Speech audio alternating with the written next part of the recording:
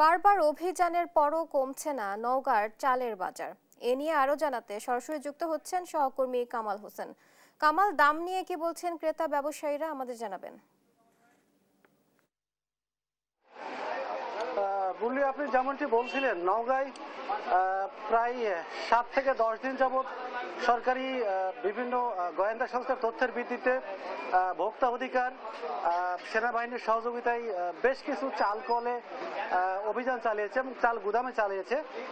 আমি যদি এক সপ্তাহের কথা যদি বলি আপনাকে, মোটামুটি 10 থেকে 12টি চাল কলের চাল গুদামে এবং ধানের গুদামে অভিযান পরিচালনা করেছে এবং এতে প্রায় 8 থেকে 9 লক্ষ টাকা জরিমানা করেছে এবং প্রত্যেকটি গুদামে অবৈধ ধান এবং চালের মজুদের সন্ধান পেয়েছে এই সংস্থাটি।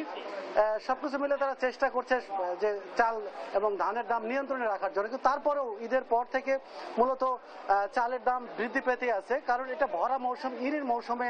এই মৌসুমে ধান চালে কোনো ক্রাইসিস থাকার কথা না এবং এই সময় সাধারণত বছরের সবচেয়ে কম যে রেট, সেই রেটে চাল এখন বিক্রি হয়। অথচ এই ভরা মৌসুমের যদি আমি বলি আপনাকে, আজকের বাজার দরের কথা বলি, খুচরা বাজারে আজকে জিরা বিক্রি হচ্ছে 75 থেকে 80 টাকা মান ভেদে, কাটারি বিক্রি হচ্ছে 77 থেকে 80 টাকা, সুমলতা বিক্রি হচ্ছে 64 থেকে 68 টাকা, স্বর্ণা বিক্রি হচ্ছে 58 থেকে 60 টাকা, 28 এবং 29 জাতের যে মোটা চাল সেটা বিক্রি হচ্ছে 65 থেকে 68 টাকা। কিন্তু মূল কথা হচ্ছে যে গত ঈদের পূর্বে এই চালগুলোর দাম ছিল এই আজকের বাজার থেকে অন্তত 6 থেকে 8 টাকা কম ছিল। হঠাৎ করে ঈদের পরেই মূলত এই চালের দামটা আকাশচুম্বী হয়ে যায় এবং এই দাম বাড়ার সাথে সাথে সরকারের বিভিন্ন সংস্থা এটা নিয়ে কাজ করেছে এবং তারা অভিযান পরিচালনা করেছে।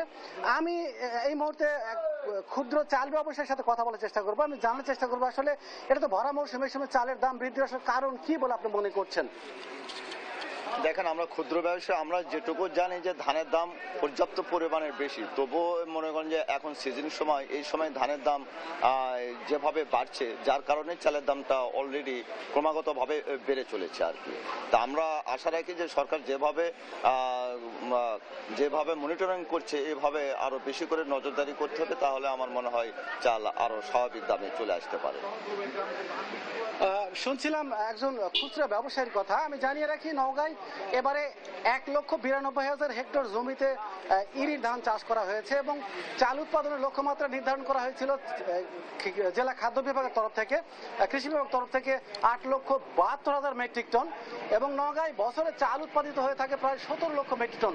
নওগাঁর অভ্যন্তরীণ বাজারে চালের প্রয়োজন হয়ে থাকে 4 থেকে 5 লক্ষ মেট্রিক টন, সেই হিসাবে প্রায় 12 লক্ষ মেট্রিক টন চাল উদ্বৃত থাকে, অর্থাৎ দেশের বিভিন্ন জেলায় রপ্তানি করা হয়ে থাকে।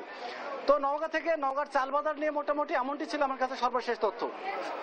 কামাল, আপনাকে ধন্যবাদ।